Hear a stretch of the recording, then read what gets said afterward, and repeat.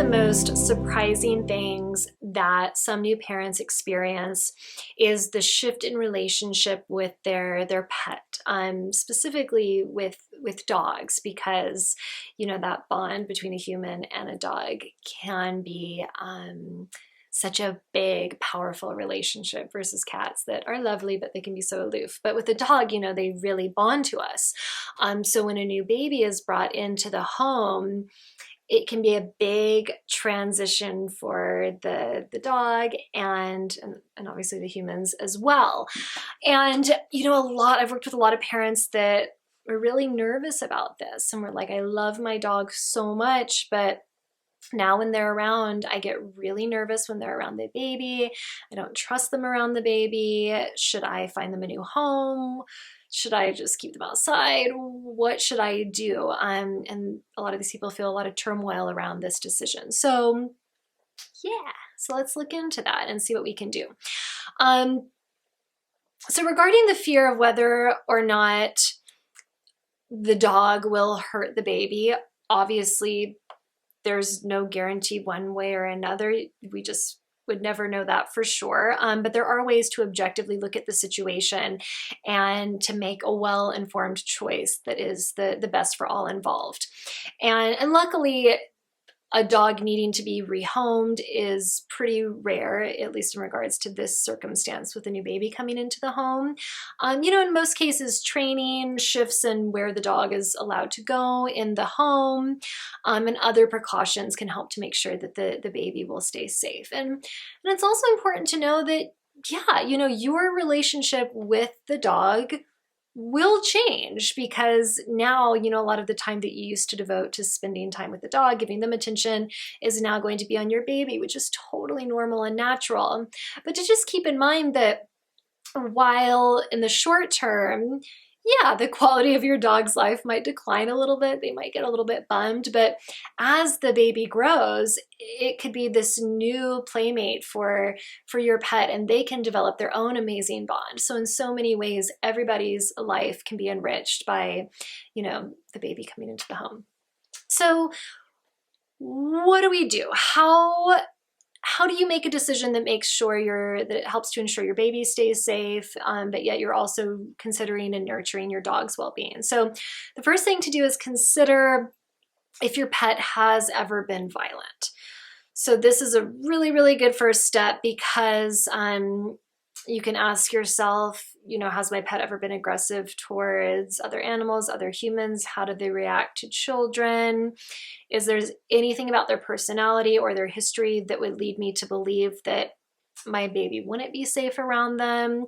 This is a good place to start. And then from there, hiring a trainer is amazing, because trainers, they are experts in that animal. So in this case, a dog trainer, they know dogs. They know how to train them to be around a baby. They'll also be able to help you realize if there are some really big warning signs that it's not a safe situation. So they can be a really amazing guide. Something else that you can do that the trainer, I'm sure, will recommend is introducing your dog to the baby's scent. So what you do is, after your baby's born, say they're wearing a hat or a onesie, before you introduce them to the dog, you would go up to the dog with that article of clothing that smells like your baby. You would really calmly allow the dog to smell that article of clothing while petting them. So what you're doing is creating this positive association with the baby's scent.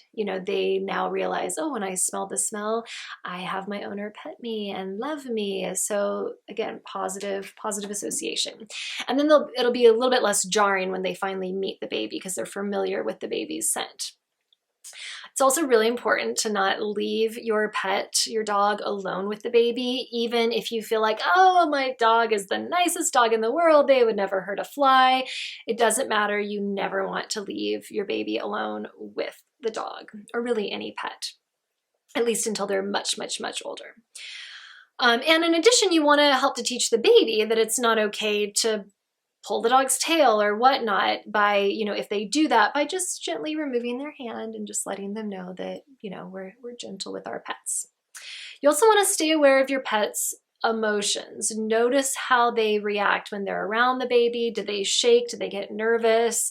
Did they go into the corner? Just be aware. And this information can help the trainer guide you and the dog into getting into a space with the baby where everybody feels safe. So just really, really noticing. You can also help to prepare your pet, your dog, for all of the sounds of a new baby, which obviously there's all sorts of new sounds by playing a track that has a baby cooing and crying and all the other sounds that come with the baby. You can play that before the baby comes.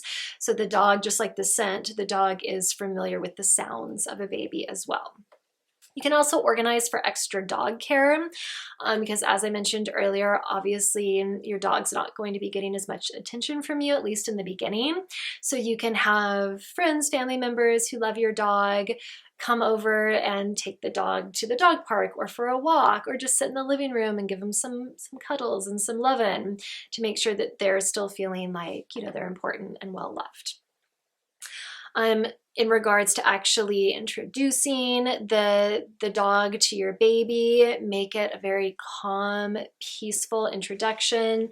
So you can hold the baby and you can have somebody else, you know, hold your dog's leash and just really calmly allow the dog, like while holding the leash, to come up and smell the baby. They might lick them. And it's really important for you and the other person to be breathing deeply to stay really calm during this introduction, because if you're like really tense and nervous, animals and babies, they pick up on that energy. So you want to make sure that everybody's calm, that it's not this like big to-do, but just like a very simple, calm introduction. And finally, if ultimately you decide that it's just really not safe to have your dog in the home with your baby, just know that you're not a horrible person if you have to find them a new home. Obviously, that would be an incredibly difficult decision. But if you ultimately feel like that's the safest choice for your baby, you're not a bad person. And ultimately, you're doing your dog a favor too, if, again, you feel like that's the best choice, because you're saving them from a life of being scolded or being shut outside, you know, and you're helping them find a new family that can love them the way that you used to. All right, if you have any questions about this or anything else about pregnancy, childbirth, early motherhood, let me know in the comments below.